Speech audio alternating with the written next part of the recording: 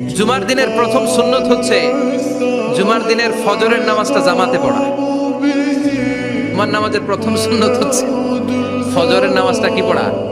জামাতে। আফদালুস সালাওয়াত ইনদাল্লাহি সালাতুল ফজরি ফি ইয়াউমিল জুমআতি ফি জামাআহ। বিশ্বনবী বললেন জুমার নামাজের 15টা সুন্নত মুখস্থ রাখতে হবে। 1 নাম্বার সুন্নত ফজরের সালাত জামাতে পড়তে হবে।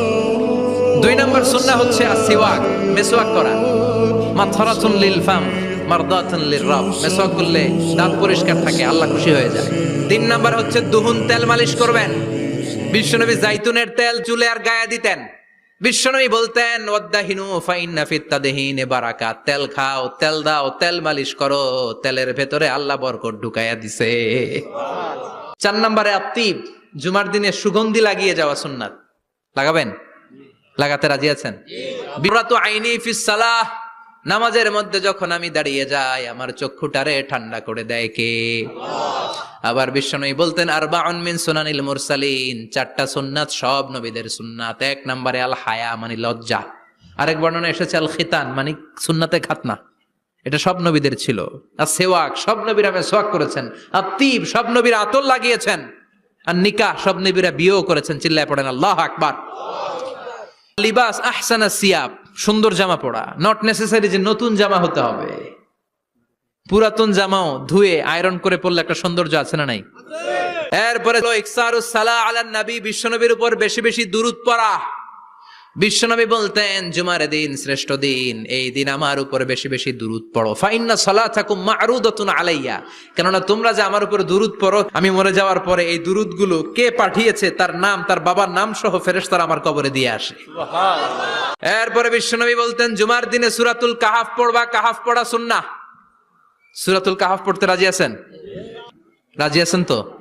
18 নম্বর সূরা, কোরআনের একেবারে মাঝখানের সূরা। এরপর আত-তাবকির ইলাল মসজিদ, মসজিদে আগে আগে যাওয়া সুন্নত। আগে যিনি যাবে উনি কি পাবে? তারপরে গরু, তারপরে বকরি, তারপরে মুরগি, মুরগির পরে ডিম না আন্ডা? আন্ডা। আল মাশিউ আলাল ইকদাম, বিশ্বনবী বললেন হেঁটে হেঁটে জুমার নামাজে যাওয়া সুন্নাহ। রিকশা, হুন্ডা, সাইকেল, সিএনজি দিয়ে গেলেও হবে, কিন্তু হেঁটে হেঁটে গেলে সওয়াব বেশি না কম? প্রতি কদমে কদমে আমলনামায় সওয়াব দিয়ে দিবে কে? এরপরে বিশ্বনবী বললেন আদামু তাখাত্তি রিকাবান নাস, মানুষের ঘাড় ডিঙ্গিয়ে সামনে না যাওয়া সুন্নাহ। এরপরে বিশ্বনবী বললেন দুখুলুল মসজিদে রাকাতাইন, জুমার নামাজের দিন মসজিদে ঢোকার পরে 2 রাকাত পড়া সুন্নত। কয় রাকাত? 2 রাকাত। রাজি আছেন? কবলাল জুমা বাদাল জুমা, অনেকে প্রশ্ন করে বাদাল জুমা 4 রাকাত, মসজিদে পড়লে 4, ঘরে পড়লে 2। কিন্তু কবলাল জুমা সুনির্ধারিত নয়, অনির্ধারিত। মা কদ কুদ্দিরা লাক, যত আপনার তৌফিকে কুলায় 2 রাকাত করে করে 2, 4, 6 ইমাম সাহেব খুতবা দেওয়ার আগ পর্যন্ত আপনি যদি আধা ঘন্টা আগে যান আপনি 10 রাকাত পড়তে পারবেন। চিল্লায় বলেন ঠিক কি না? এরপরে বিশ্বনবী বলেন ইনসাত, চুপ থেকে খুতবা শুনবা। জুমার খুতবার সময় কথা বলা যাবে নাকি? কথা কন। বিশ্বনবী বললেন তোমার সামনে কেউ কথা বলতেছে, তুমি যদি বলো চুপ করো, এটাও তুমি খারাপ কাজ করছো। চুপ করো তোমার কইতে কইছে কে? চুপ করো বলে তুমি আরেকটা ভেজাল লাগাইছো। চিল্লায় বলেন ঠিক কিনা? তাহলে জুমার নামাজে কথা বলা যাবে না। কেউ কথা বললে চুপ করো, এই কথাটাও বলতে বিশ্বনবী নিষেধ করেছেন। চিল্লায় বলেন ঠিক কিনা? এরপরে মজার একটা কথা বিশ্বনবী বলেছেন, জুমার নামাজ পড়তে যেয়ে যদি কারো ঘুম আসে জায়গা চেঞ্জ করে বসো। জুমার নামাজ পড়তে যেয়ে ঘুমান না, এরকম কে কে আছেন আল্লাহর ওলি? হাত তোলেন। হাত তুলতে পারবেন? আমিও তুলতে পারবো না, আমি কত ঘুমাইছি। জুমার খুতবা শুনতে গেলে ঘুমাস, কারণ রহমত নাজিল করে কে? আল্লাহ। পুরো মসজিদের ডানে বায়ে রহমতে ঠাসা, খালি ঘুম আর ঘুম। আছে না নাই? এরপরে বিশ্বনবী বললেন জুমার দিন দোয়া করলে কবুল হয়। এমন একটা সময় আছে জুমার দিনে, ওই সময়ে যদি বান্দা আল্লাহর কাছে কিছু চায়, সেটা না দিয়ে খালি হাতে আল্লাহ বান্দারে ফিরাইয়া দেয় না। সেটা কখন?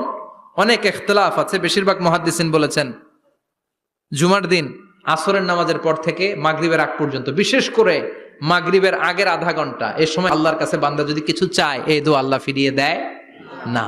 এই 15টা সুন্নাত আমল করা যাবে তো? সবাই রাজি? জুমার খুতবা মনোযোগ দিয়ে শুনবো তো? আগে আগে আসবো তো? দোকানপাট বন্ধ করে জুমার নামাজের ভাবমূর্তি রক্ষা করবো তো? খতিব সাহেব যারা আছেন জুমার আলোচনাটাকে আরো কনস্ট্রাকটিভ ওয়েতে নেন। সব বন্ধ হবে, জুমা বন্ধ হবে।